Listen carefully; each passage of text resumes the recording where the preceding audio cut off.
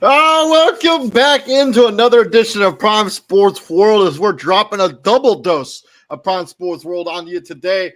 In case you missed our first episode, me and Izzy broke down all of the deals that went down on today's NBA trade deadline, all 18 of them. And on Saturday, me and TJ are going to get together and we're going to break down the winners and losers from this year's NBA trade deadline. So you don't want to miss that content. Also, Izzy's going to be running a college basketball show. But this show, we're going to be talking about the off seasons for all the teams remaining in the NFC West that we have not already covered: the San Francisco 49ers, Seattle Seahawks, and the Los Angeles Rams. I'm, of course, your host, David. I'm Point Humping. Right there is my co-host, Mr. TJ Hopkins. Please like, share, and subscribe to the podcast. And if you do happen to miss us live, you can catch us on a myriad of streaming platforms. I've shared the link to that. We're on Apple Podcasts, Spotify, Amazon Music, and of course, iHeartRadio. So please check us out over there if you haven't had the opportunity to catch us here live. But we go live basically every single day, bringing you guys the most up-to-date content. And on today's show, we're going to be talking about the NFL NFC West. TJ, happy Thursday and happy NBA trade deadline day.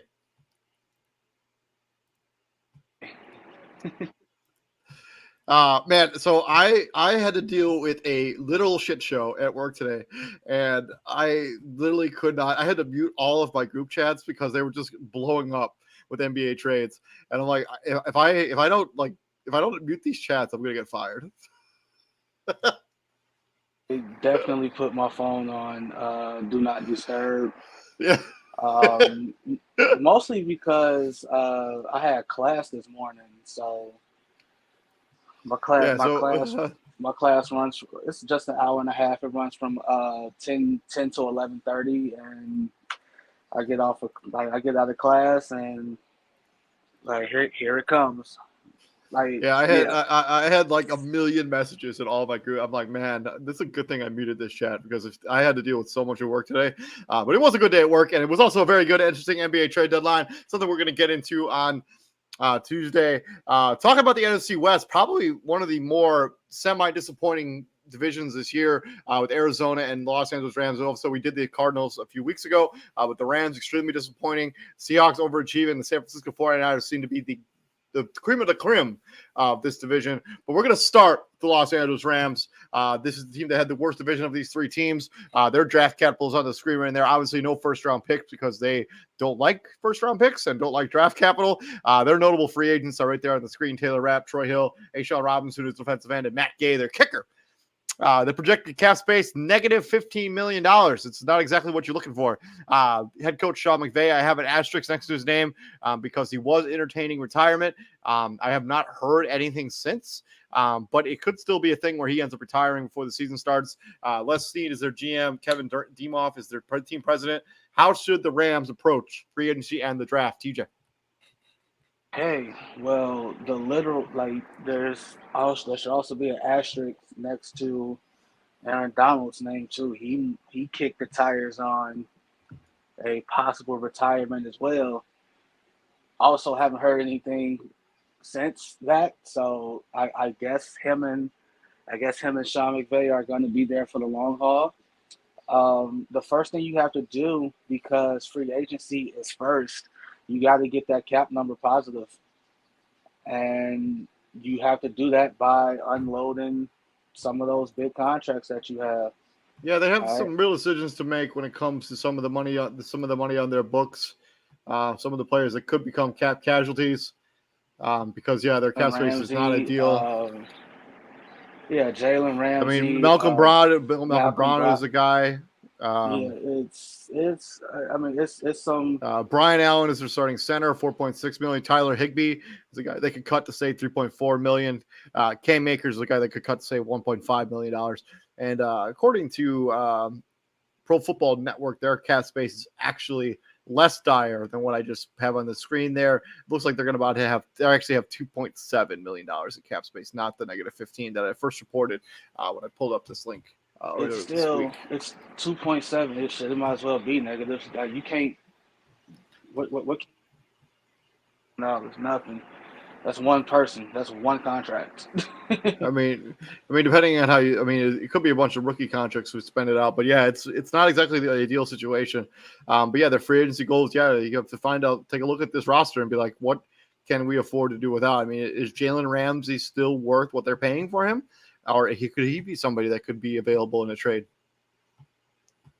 I don't know. I mean, he wasn't particularly good last season, He but wasn't. I don't think the collective team was good last season either. So The injuries took their toll, and they got beat up pretty fast, and you saw it. It was hard to watch at times, right? Like especially when they were forced to get off script, like when they couldn't, like when those first two drives for the Rams, ended up in smoke.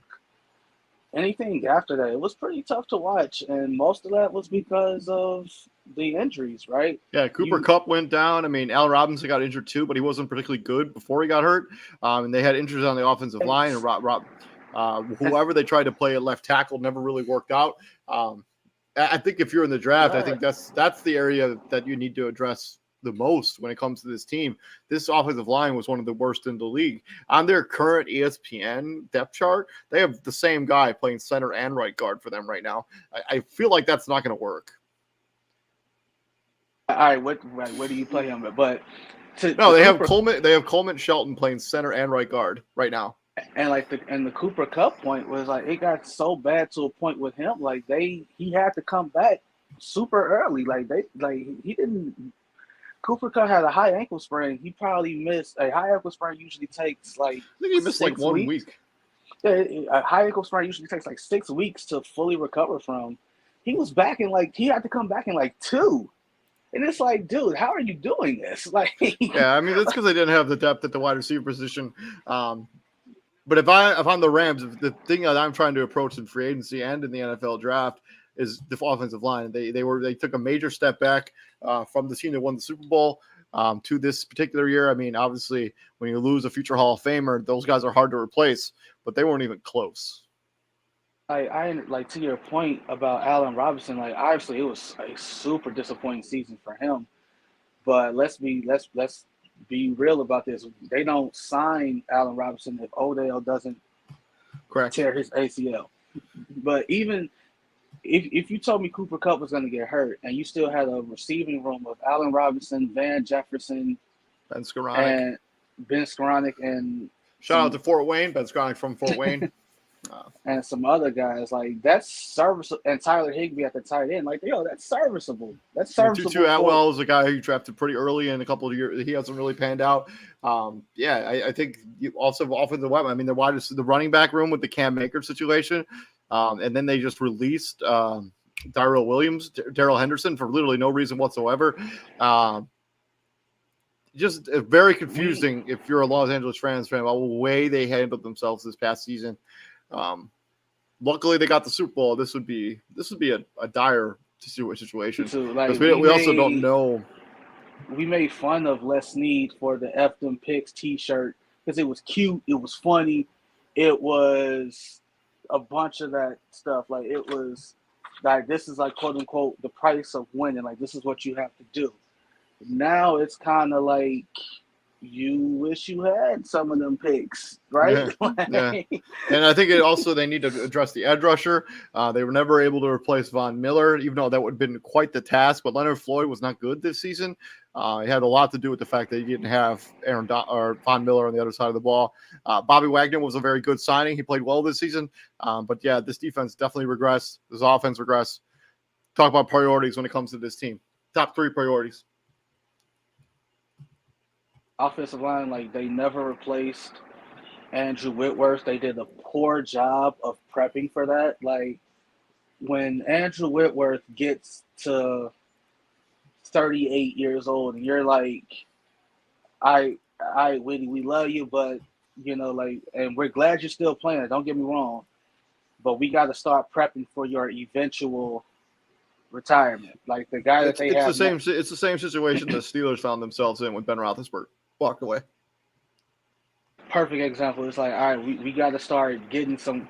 If not one guy, we got to get multiple guys. That way, we're not just stuck with the situation we're in now. Like you said, they have the same guy on their depth chart listed at 2 offensive lineman positions, and you don't want that.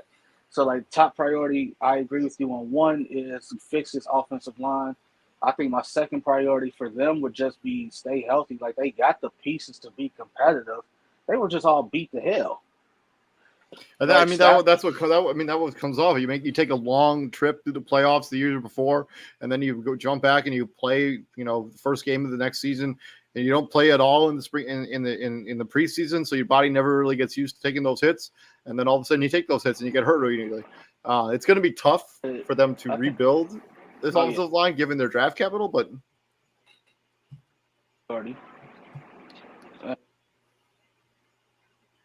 Like salary cap, draft capital, that's all the same. Like trade the assets that you have. Like I legit think Jalen Ramsey is going to be a trade chip. I think I don't know to who. I don't know. I think Bobby Wagner's another guy that could potentially be a trade chip as well. A guy who still has a lot of good football left in him. Taylor Rapp is a good player, who is a free agent. Obviously, they're going to have to try to find a way to re-sign him.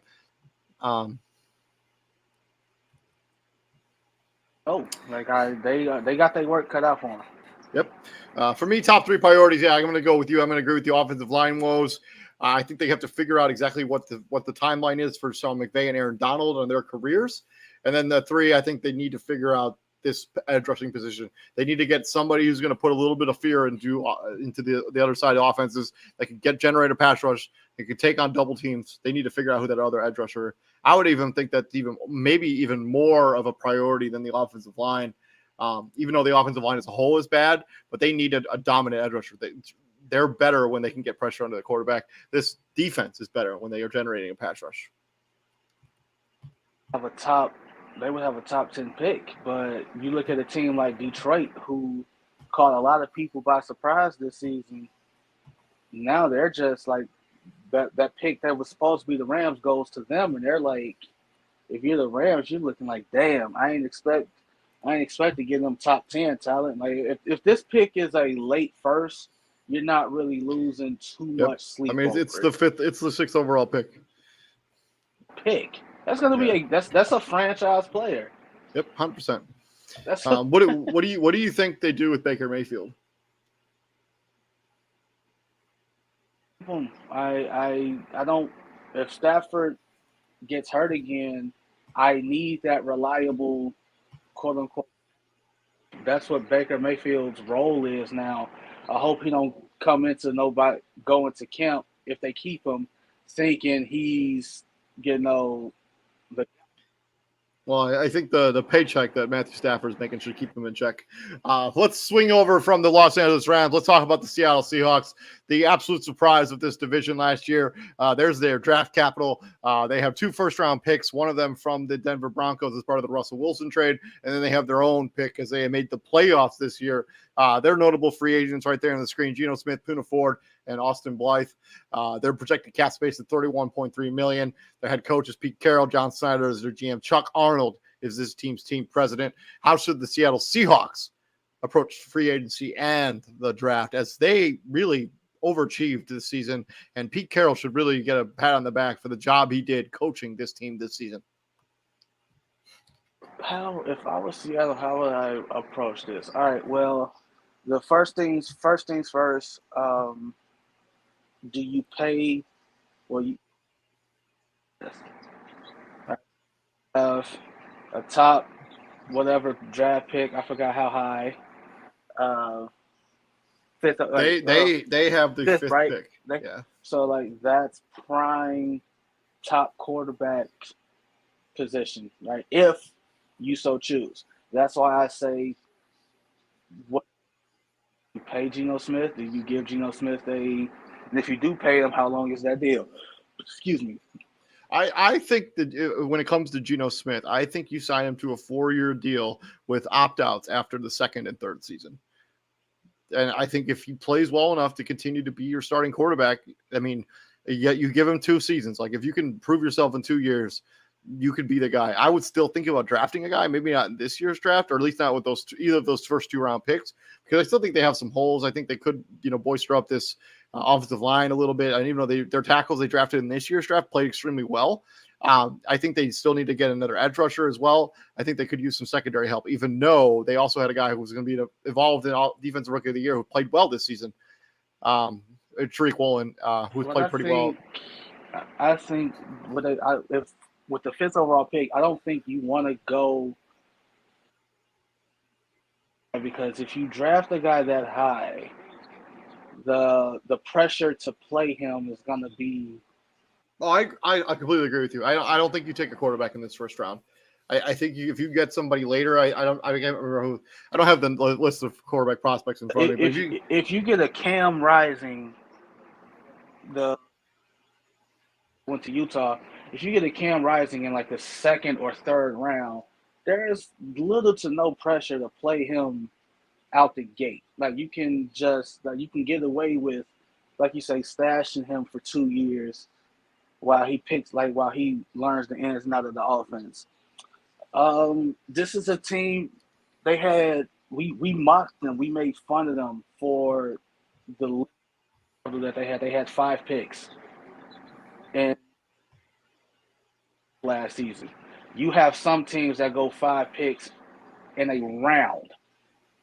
Like there are teams that have 5 picks in one round. They had 5 picks for the entire draft. That's unheard of. And they hit on all 5 picks, which is even more unheard of. Yeah, it's difficult to hit on even 2 picks as opposed to an entire draft class of all players that you can roll out and play every single week. I think the Geno Smith 4-year deal is probably worth $140 million. That pays him about $30 million a year. They could also try to franchise tag him, but I don't necessarily think they're going to do that. But in the draft, I think tags are a 1 year, basically a 1 year deal, and you don't want to, like, if you're Geno Smith, you don't want to go through this for another year. I agree with you. I think if you can get a long-term deal done with Geno Smith, I think you try to get it done. It also will take less of a cap hit if you sign him to a 4-year deal as opposed to taking the franchise tag, because the franchise tag is fully guaranteed. But yeah, I mean, this is still a team that needs some defensive help. I mean, Shelby Harris had a pretty solid season after being traded here from Denver. As we talked about, their 2 corners that they drafted in Fury Glue and Mike Jackson, both of those played extremely well this season. Quandre Diggs, Ryan Neal, both excellent safeties. Nwosu, who the guy they drafted, the 2 signed in the offseason last year, also played pretty well for this team. Like Abraham Lucas, Charles Cross, probably the best rookie offensive tackles in the league this year. So yeah, they have a lot of nice stuff to build around. I mean, they have some nice weapons: Kenneth Walker, DK Metcalf, Tyler Lockett. Like, this should be a team that's on the rise. If you do a good job drafting this year and next year, you're back in the thick of things. And they got off to a hot start. They fell apart, as most as most people expected, and I'm putting it in quotation marks because they went into the season playing with house money. You can't fall off when no expectations are initially had for you. Yep. So. And I think if people started to figure them out a little bit, I think that's why they started to slip towards the latter half of the season. But they still made the playoffs. They still overachieved. They still did better than most people projected them. I think when we did our season preview for the Seattle Seahawks last season, I think I had them winning like 1 game this season. I think it was against the Texans at home. I thought they were going to be bad. A lot of people, and nobody can, with a straight face, sit there and say, "Oh, I knew Seattle was going to be good." No, you didn't. Stop lying. Yeah, he's lying. Let's talk top 3 priorities. What do you think the top 3 priorities should be for the Seattle Seahawks this offseason?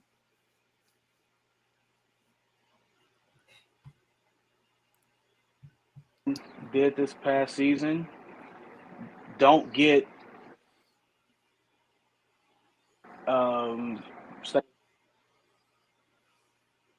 you can TJ, if you're talking right now, you're breaking up a lot of bit actually.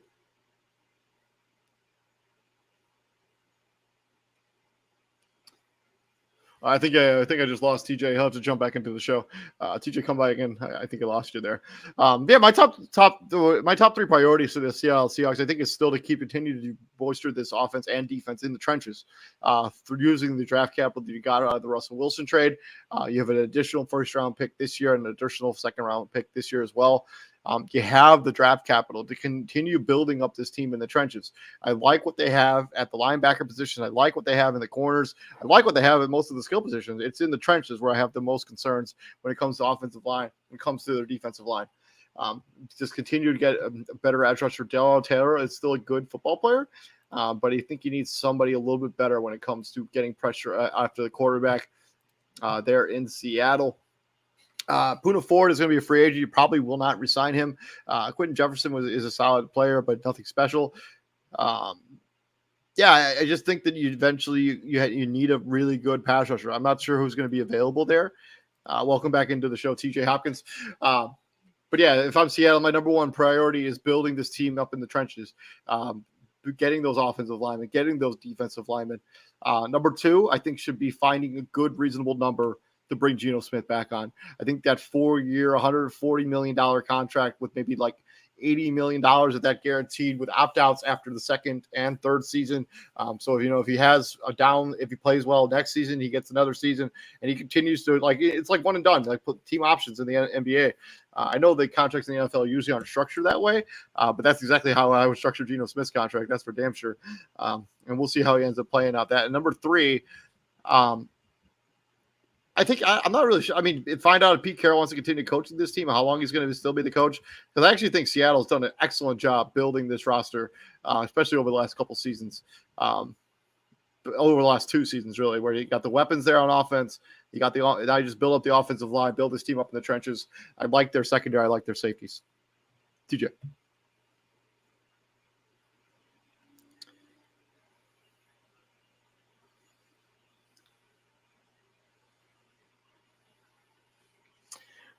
He's like, TJ still having connections. It's no big deal. On the Pro Football Network, they said they had some potential cut candidates. Quandre Diggs could be cut for $9 million of cap savings. Shelby Harris, same amount. Gabe Jackson, $9.5 million.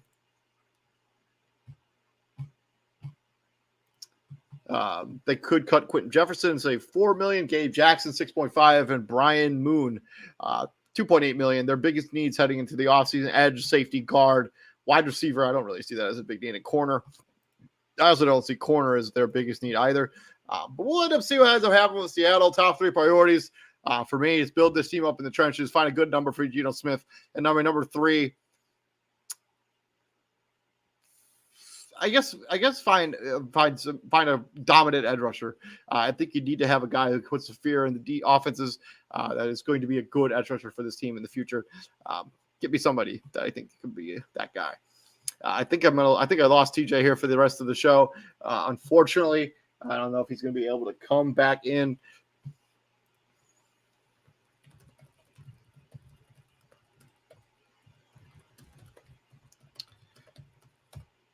He's going to try to come back. We'll see what ends up happening. I think he's having connection issues. It happens, the internet. Also, it's very windy here in Fort Wayne where I am. The weather has not been nice. TJ, welcome back into the show, man.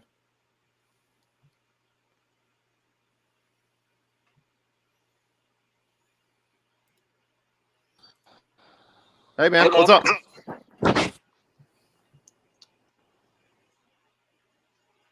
Okay. Hey, TJ.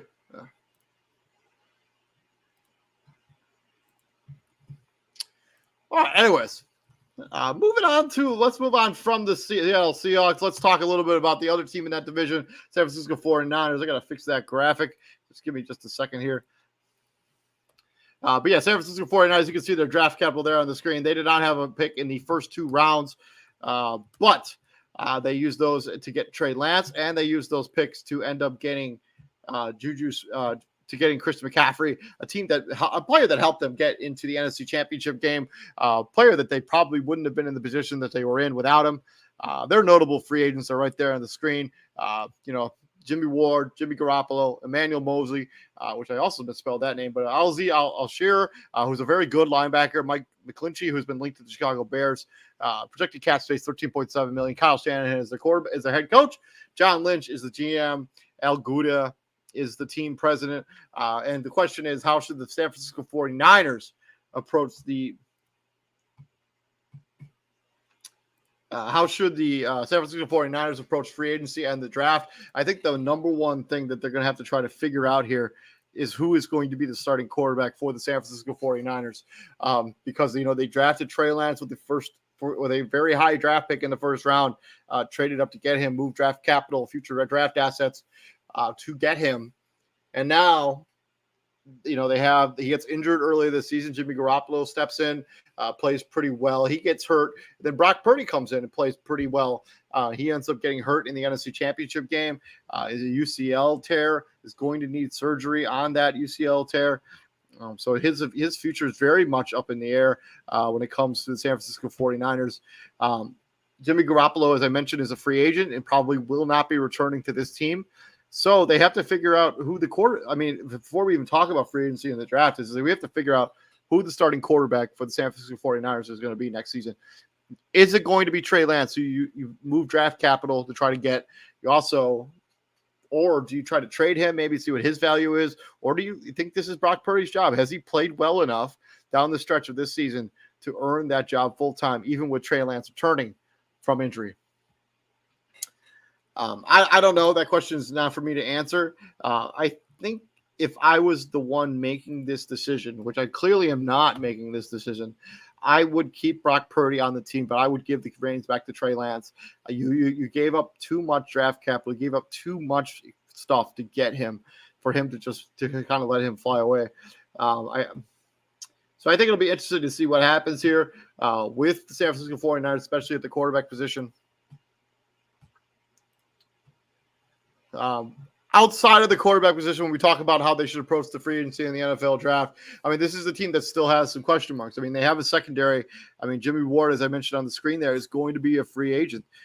So you don't really know if you're going to be able to re-sign him. Cornerback, guard, center, defensive tackle, and edge is all the team needs here. Defensive tackle, guard, corner, center. All those guys are getting up in age, especially at the cornerback position. So I think it'll be interesting to see how they approach this NFL draft. Where they end up going with each of their individual picks. Hold on a second. I wasn't expecting to lose TJ, so I gotta kind of adapt to a little bit. Things kind of work out that way sometimes. They're notable free agents. As I mentioned, Jimmy Ward. They have a reasonable amount of cap space. Shocking how expensive this roster is. Based on obviously I'm using Pro Football Network to kind of calculate their cap space here. It looks like they should have about $14.8 million, the 16th most cap space in the NFL. They have some dead money on there. But Jimmy Garoppolo could walk. Josh Johnson's not going to be a part of the future plans. When you look at their offensive line, Mike McGlinchey was their right tackle. Probably will be too expensive for them to return. I think the rest of their offensive line is pretty good. It really is making use of the draft capital you have while you have it, because they don't have that much draft capital. In free agency, I would look to try to clear out the fringes of this roster. I think this talent, especially at the running back position with Elijah Mitchell and Chris McCaffrey, at the wide receiver position with Juwan Jennings, Brandon Ayuk, and then obviously Deebo Samuel is probably the best wide receiver on this team. And then the defensive line, you obviously have the guy who's probably going to win Defensive Player of the Year in Nick Bosa. You have Eric Armstead as a good player. Javon Kinlaw has never really found his ground as a very early draft pick for them. They have probably arguably the best linebacking core in the NFL with Trey Greenlaw, Fred Warner, Alshire, thank you. Herdavius Ward was a free agent signing this past season. Kufunga took a major step forward this season. Tayshaun Gibson played well this year. I think you're looking for somebody to solidify that other corner side. Like Lenore played okay this season, but he was probably the weak link when you talk about a dominant defense. Trent Williams continues to be the best left tackle in the NFL, but he is getting up there in age, so you may have to think about looking for his replacement, so you don't end up in a situation like the Los Angeles Rams just found themselves in, where they didn't have a plan for Andrew Whitworth when he finally retired, and there was no plan for them whatsoever. I think top three of priorities when it comes to the San Francisco 49ers, I think number one is they need to figure out what they're going to be doing at quarterback. They cannot move forward without deciding who the starting quarterback of the San Francisco 49ers is going to be in the future. Is it going to be Jimmy Garoppolo? Is it going to be Trey Lance? Is it going to be Brock Purdy? That ruling is still out there. Let me know down in the comments section. Who do you think the San Francisco 49ers quarterback will be week one? Trey Lance, Jimmy Garoppolo, or Brock Purdy? Or do you think it'll be somebody not currently on the roster? As there are some, Aaron Rodgers rumors, there are some Tom Brady rumors out there, and there are some Derek Carr rumors out there. So we'll see what ends up happening with that situation. Number two, I think you got to find a really legit second corner to pair with Cordavius Ward. I do not think you can go into another season with Lenore as your number 2 corner. You for sure shouldn't go into the next season with like Samuel Womack as your nickel. Leaves a lot to be desired there when it comes to the cornerback position. So that's my number 2. Number 3, I think you have to find a way to keep Deebo Samuel healthy. This is the second season in a row where he's gone down with injury. So, with that, welcome into the show. Oh, hey, Izzy, welcome into the show, man. We're just breaking down the San Francisco 49ers offseason after we lost Mr. TJ Hopkins, my co-host. So we get to trade in the co-host with the CEO. What's up, Israel Vera? How are you, man? Long time no see, right? Ladies and gentlemen. I'm doing great, ladies and gentlemen. As you can see, no hat, fresh cut, looking good. Yeah, man. You're looking fresh, man. You're looking fine. You ready for that college basketball show tomorrow? Oh yeah, absolutely. Or for Valentine's Day, whatever do you get in the country? Don't say that. You'll get me in trouble because I ain't seeing my girl this year on Valentine's Day. I'm gonna send her some mice, but no. She does live like halfway across the country, so it makes sense. Yes. Let's talk about San Francisco. I was just talking about how they should approach free agency in the draft. I was arguing that they cannot even think about how they're going to approach that situation until they figure out what they're doing at quarterback. Like Brock Purdy now needs to have UCL tear. Jimmy Garoppolo is a free agent. Trey Lance you traded up to get. What do they do at quarterback? Well, at quarterback, obviously Jimmy Garoppolo's gone, right? I guess. If they can bring him back to a pretty cheap contract, I think they could look to keep him around. I doubt it. Now, how much do they have? They have $13.7 million. Yeah. Man, you still got to pay Jimmy Ward. I don't even know who these other guys are. Well, Alshire is their other good linebacker on that team. Is he okay? Yeah, I remember him. Okay. He's the other weak side linebacker. Mike McGlinchey is their starting right tackle right now. He's their starting right tackle right now. Okay, yeah, probably. Okay. I know he's been linked to the Bears, so that would be sweet, but I'm not going to bank on that. Okay. So yeah, they gotta pay Jimmy Ward. I don't see them bringing back Jimmy Garoppolo. This is gonna be a 2 quarterback race, ladies and gentlemen. Unless in the draft, you can find a suitor that can give you the house or give you some nice picks for Trey Lance, possibly, right? But that team would be rolling the dice, right? I think his value is so low. I can't imagine you'd get even close to value for the first round pick, you think? No, I don't think not worth a second rounder? No? If I'm not trading San Francisco, I'm not helping them out. You made this. you deal with this problem. I'm not giving you any. If you want, I will give you. What's a hell of a problem to have? I'll give you a 4th round pick if you want. Well, this is my thing: is that I know Brock Purdy didn't have the strongest arm to begin with, but he has the equivalent injury of like somebody that needs Tommy John surgery, except he's not getting Tommy John surgery. Yeah, he's going to try to use therapy to have. I think he's eventually going to have Tommy John, but he's having some sort of therapy replacement, so he doesn't have to have the surgery, but he will have to. We don't know how his arm is going. We don't know how his arm is going to look like next year. So this is but we don't know. This is very similar to the injury that Ben Roethlisberger suffered a couple of years ago, and his arm had never came back. Yeah, and so that's my thing is that Big Ben was a lot older when he got injured. Brock Purdy's 23 years old. And my thing is with Brock Purdy is like he didn't have the strongest arm to begin with, and this kind of will hinder that arm that he already has that's not that strong. So we don't know like how much zip he's gonna have, but I do know this is that Trey Lance, even though he broke his ankle, he'll come back with a strong arm. He'll come back with his legs. He'll come back, hungry to try and take that spot. I don't sign Jimmy Garoppolo. I let him walk. Honestly, I try and bring back, Jimmy Ward, Al Shazier, Mike McGlinchey. He's probably going to want a lot. He's probably going to want to get paid this offseason. So they probably let him walk. So yeah, if I'm the San Francisco 49ers, I'm going in with a 2 quarterback race, and you may have a possibility where Trey Lance might start the season Yeah, I think Brock Purdy, he's on schedule to return right around training camp, so we'll see what ends up happening with that.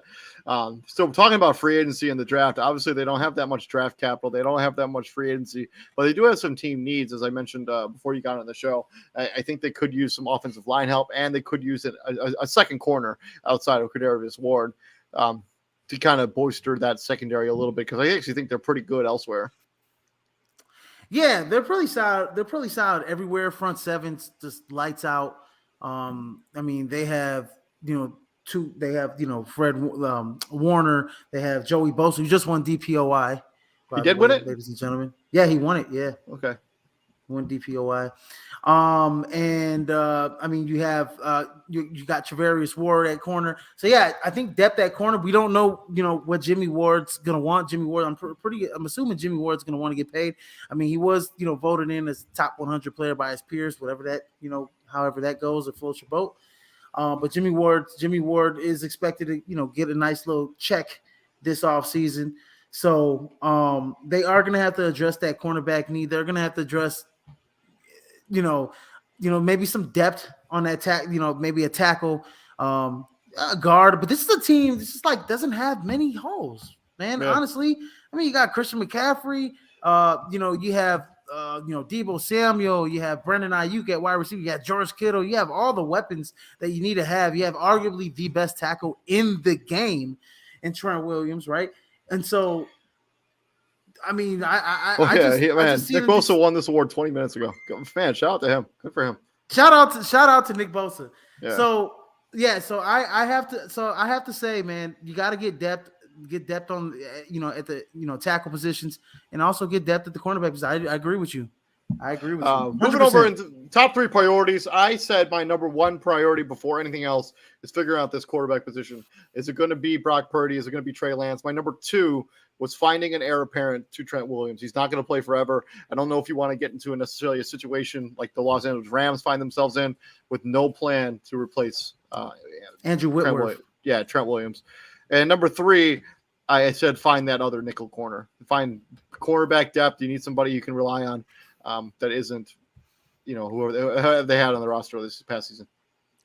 Yeah, I mean, they have nothing but they have a lot of, they had 3rd round pick 99, pick 100. Yeah, Lenore. I mean, that is the guy.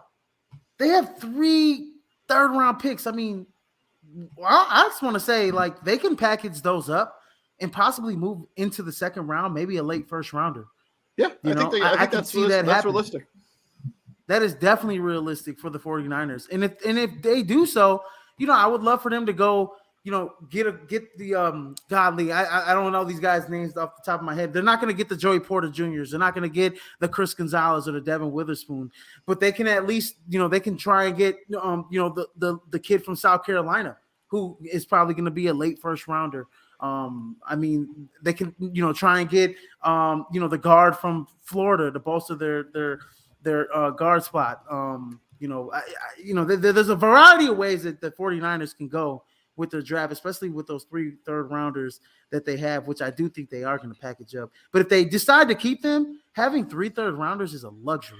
I mean, they could get Carl Phillips, the cornerback out of Utah, Jalen Jones, cornerback out of Texas A&M. They could get the kid from TCU, Hodgins Tomlinson. Yeah, he won the Thorpe Award, Hodgins Tomlinson. Yeah. Keely Ringo, Cam Smith is the guy from South Carolina that you were thinking of. He's the guy from South Carolina, Cam Smith. I'm just names blanking me. Eli Ricks is another guy at Alabama, 6th rated quarterback in this year's draft. So Eli Ricks is another guy. See, that's what I'm saying. Those guys are going to be projected 2nd rounders, and they're going to be gone before the 3rd round comes, unless barring some combine, bad numbers or something like that at a pro day or combine. But yeah, if I'm the Niners, I package up those 3 third round picks and move up into the 1st round and try and get at least a 1st or maybe a 2nd. I don't know. Especially get a guy. I think the difference between so normally when you talk about teams, they want to have more draft capital. The San Francisco 49ers are not that far away from being quote unquote a perfect team, right? They have depth everywhere. They're weak in very specific places. So having a bunch of draft capital isn't as valuable to San Francisco as it is having good draft capital. Right, exactly. I mean, they have, golly, they got, fifth round picks. They got 3 fifth-round picks. They got a 6-rounder. They have 3 7th-round picks. I mean, I'm like, dude, you can package this up and move easily into the first round. Just get a whole bunch, like give a team like your 3 third-rounders, give them the 5th, and maybe you could move into like maybe the the last bottom half of the first round. I think that's something realistic that could happen. We'll end up seeing that as we end up shaking out here. That's been our San Francisco 49ers offseason preview, and that's been our offseason previews for every team in the NFC West, as we did the Arizona Cardinals on a previous episode. But on today's show, we broke down the Rams, Seahawks, 49ers. Please like, share, and subscribe to the podcast. And if you did happen to miss us live, you can catch us on the plethora of streaming services on the link I shared, Apple Podcasts, Spotify, Amazon Music, and of course, iHeartRadio. Izzy, the question is, what do we do here at the Prime, my friend? Ladies and gentlemen, we bring the heat, ladies and gentlemen. 100%. We bring the heat. We bring the heat 24/7. Keep an eye out for all of our content over the next couple days, as we're going to be doing a college basketball show, and we're going to be doing that NBA trade deadline winners and losers show on Saturday. You don't want to miss that content. Please like, share, and subscribe. Y'all have a good night and stay safe out there. Peace out, sayonara, suckers. Thanks for bailing me out, by the way.